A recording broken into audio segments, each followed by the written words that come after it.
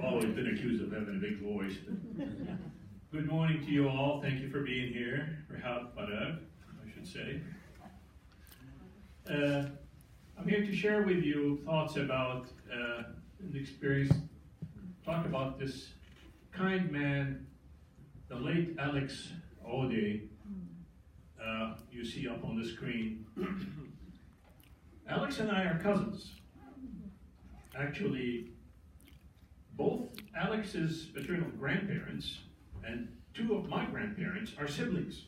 So we're tied on kind of both sides of the family.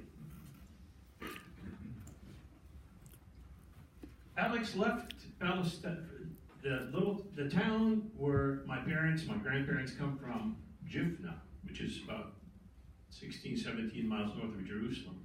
So where Alex's family lives. And he left Jifna to go study in Cairo. And he was a student in Cairo when the 1967 war broke out. And he, like every other Palestinian that was outside of either Jerusalem or the West Bank, could not then return. So once the war was over, you were not allowed to come back. My oldest sister had the same experience. She was working in Kuwait at the time. So Alex finished school in Cairo and went and settled in Amman. And then from there he made his way to the United States. One of the kindest, gentlest people you will ever meet. Many people who know my wife, I married in Minnesota actually, and people rave about her cooking, about her Middle Eastern cooking. And I attribute that to a visit Alex made to Minneapolis in 1979. When he came to visit, he brought a cookbook for my wife, Sue. And it is that cookbook that is the secret to her culinary skills for Middle Eastern cooking. So he came and he settled in Los Angeles. He married a girl who also came from the same village, Jifna. His wife Norma is from the same village where we all emanate from. And they had three beautiful daughters, Helena and Samia and Susan. He continued to work for social justice, to write. He had a couple of publications. One of his books I have in Arabic called Hamasat fil Ghurba, Whispers in Exile, or from Exile. And he, in his work with social justice causes, he got involved with the American Arab Anti-Discrimination Committee, one that many of us, myself included, were involved with, the organization that was founded by the South Dakota Senator James Abourezk. Most of you probably are familiar. And Alex continued to his involvement and became the Southern California coordinator for the ADC. In 1985, you may recall there was an incident in the Middle East where there was a ship that was hijacked, the Achille Lauro.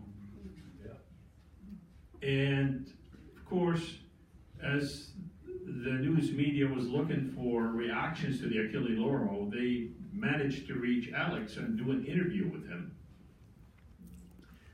He, in his true nature, was always denouncing of terrorism, denouncing of terrorist acts, but his face appeared on the screens of televisions, which apparently prompted militants in the Jewish Defense League to want to eliminate him.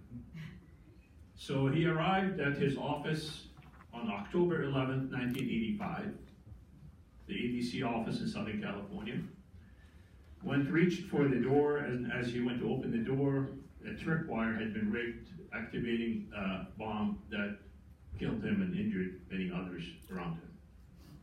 So he was pronounced dead just shortly after the explosion at the local hospital, leaving behind his wife and his daughters. So at the time, they were ages, Helena was 7, the second one was 5 years old, and the youngest, Suzanne, was 2 years old. There was plenty of evidence as to who the perpetrator perpetrators were that committed the crime. What's stunning is the lack of action on the part of the FBI and the Department of Justice to pursue this case. A couple that were implicated in the crime,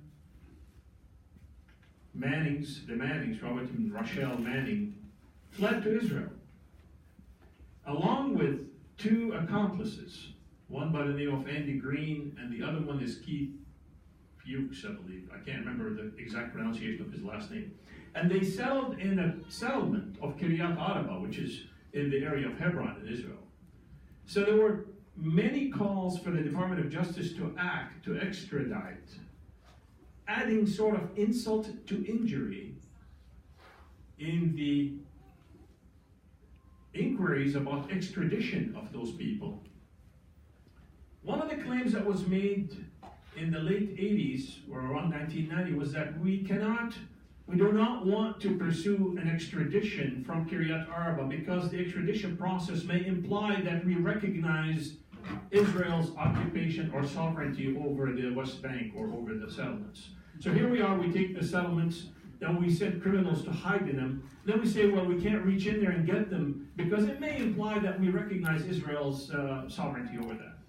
So that really was just a height of irony.